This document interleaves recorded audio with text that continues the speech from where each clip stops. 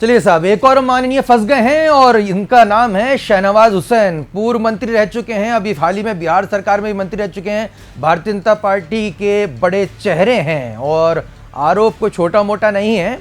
ये आरोप है बलात्कार का, रेप का, और हाई कोर्ट के निर्देश के बाद एफआईआर दर्ज करने के आदेश जारी हो चुके हैं। बड़ा सवाल यह है कि जिस राजनीति में चरित्र की अपेक्षा की जाती है, चारित्रिक मूल्यों की यहाँ पर अपेक्षा की जाती है, और अक्सर हम देखने में आता है, ये कोई पहला मामला नहीं है, फिल्मों में भी दिखाते हैं और तमाम जो है आम जिंदगी में भी देखते हैं और प्रैक्टिकल लाइफ में भी हम देखते हैं कि जो नेतागण हैं वो चरित्रहीन लगातार उनके मामले सामने आते रहे हैं। सीडी सामने आती रहती है जिसे देखकर बेहद शर्म महसूस होती है और फिर वो नेता बेझिझक होकर, बेफिक्र होकर, वो कोई भी पार्टी का है, चाहे भारतीय जनता पार्टी हो, चाहे कांग्रेस पार्टी हो, चाहे दीगर पार्टी हैं, ये नेता की जो बिरादरी है उसमें कई ऐसे जो है कारनामे सामने आते रहे हैं। आखिर ऐसा क्यों हो रहा है? चारित्रिक पतन ऐसा क्यों हो रहा है? रेप, बलात्कार जैसी घटनाओं को बड़े बड़े जो लोग हैं, जो मंत्री पद पर रह चुके हैं, वो अंजाम दे रहे हैं। अब हालांकि ये मामला कोर्ट में विचाराधीन है तो हम इसको आरोप की श्रेणी में रखेंगे, लेकिन अगर एफआईआर दर्ज कराने के आदेश यहाँ पे दिए गए हैं तो चर्चा का विषय जरूर बनता है और चर्चा करेंगे हमारे वरिष्ठ सहयोगी प्रसन्ना शाहणे जी और संजय रायजादा जी के साथ में। प्रसन्ना जी, शहनवाज हुसैन बहुत ही मासूम से चेहरे लगते हैं, लेकिन जो अब उनका जो मामला सामने आ रहा है जिसपे एफआईआर दर्ज करने के आदेश दिए गए हैं हाईकोर्ट के द्वारा, किस तरह से देखते हैं इस पूरे मामले को? खास बात यह है कि अगर राजनेताओं पर इस तरह के आरोप लगते हैं तो उसके पीछे उनके बचत में, बयानबाजी में कई तरह की बातें हम देखते हैं कि वीडियो फेक होगा, मैं राजनेता हूं इसलिए मेरे चरित्र पे इस तरह के लांछन लगाए जा रहे हैं। लेकिन चूंकि अब कोर्ट ने उसको कहा कि एफआईआर हो, तो कोर्ट के पास ऐसे कुछ तो साक्ष्य होंगे जिसके आधार पर कोर्ट ने इस तरह के निर्देश और आदेश दिए हैं। तो अब चारित्रिक मामलों में हमने कई बार देखा कि जो अलग अलग राज्य हैं वहाँ चरित्र को लेकर उनके अलग अलग पैमाने हैं। उत्तर प्रदेश में या बिहार में जब हम देखते थे कि जो जितना बड़ा गुंडा होगा, जितना बड़ा अपराधी होगा, जितना बड़ा चरित्रहीन होगा, वो उतना बड़ा वहाँ का स्थानीय नेता होगा। कई लोग जेल में रहकर चुनाव जीते हैं। लेकिन अमूमन इस देश में हम शुरू से देखें, जब हमें आज़ादी मिली तब से हम देखें तो चरित्र को लेकर इस देश में बहुत गंभीर चिंतन और मंथन भी रहा है। लाल बहादुर शास्त्री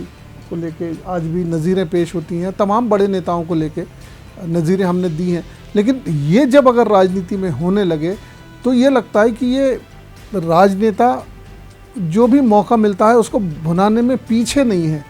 अब ये घटनाक्रम क्या है ये पूरी तरह सामने आया नहीं है, केवल अभी ये है कि अब कोर्ट शहनवाज के खिलाफ एफआईआर करे। तो चारित्रिक पतन अगर नेताओं का होता है तो देश का भी होता है, समाज का भी होता है। ये हमारे यहाँ के जो हमारे देश का जो मान्यताएं हैं उसमें चरित्र सबसे बड़ा है, और अगर ये होता है तो निश्चित तौर पर जिस भी पार्टी का नेता होता है उसको समाज उसको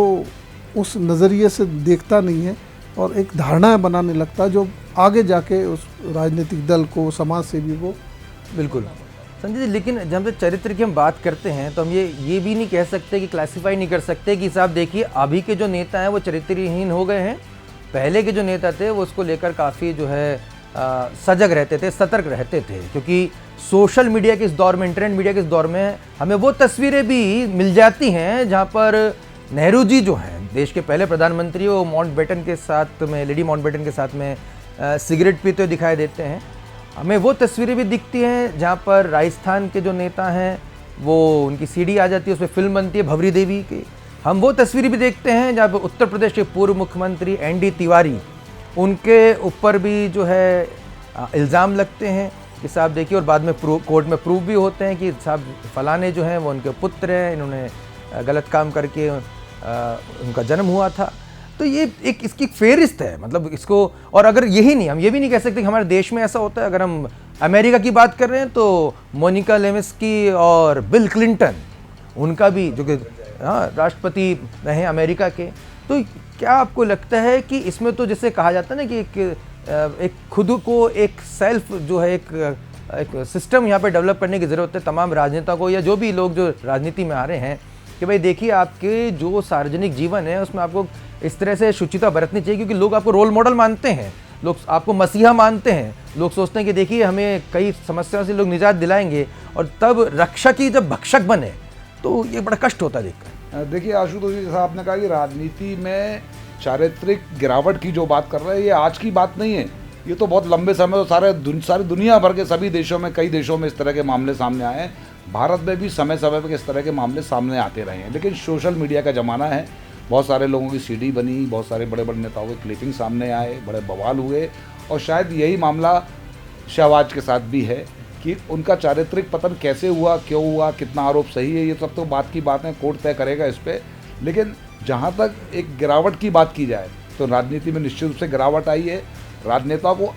अपनी मर्यादा और अपना खत खुद तय करना पड़ेगा। जब तक राजनेता अपना कद और अपनी मर्यादा तय नहीं करेगा, तब तक इस तरह के आरोप उस पर लगते रहेंगे, वो इस तरह के झूठे या सच्चे मामलों में फंसता रहेगा। इसलिए राजनेता यदि अपना एक मर्यादा कद तय कर लेता है कि मैं इस कद का नेता हूँ, तो शायद जो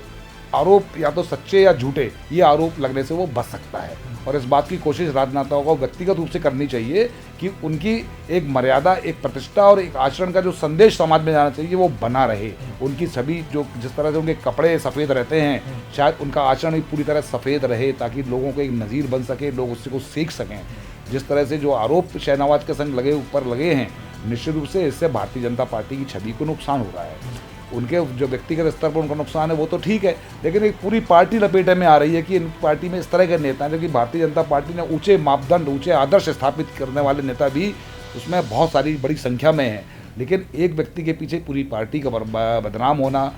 अच्छी बात नहीं कही जा सकती। इसलिए सारे राजनेताओं को ये तय करना चाहिए कि उनकी चारित्रिक मर्यादा का स्तर क्या रहेगा, ताकि समाज में एक संदेश रहे। बिल्कुल, राजनीति यानी कि राज करने की वो नीति जिसपे जनता को राज करने का मौका दिया जाए, यानी खुद उसमें मठाधीश बनना नहीं है। लेकिन कमोबेश जो है राजनीति का आज के मौजूदा संदर्भ में, कलयुग में तो कम से कम ये हो गया है कि साहब आपके पास सत्ता है, ताकत है, पावर है, उसको बेजा इस्तेमाल करें,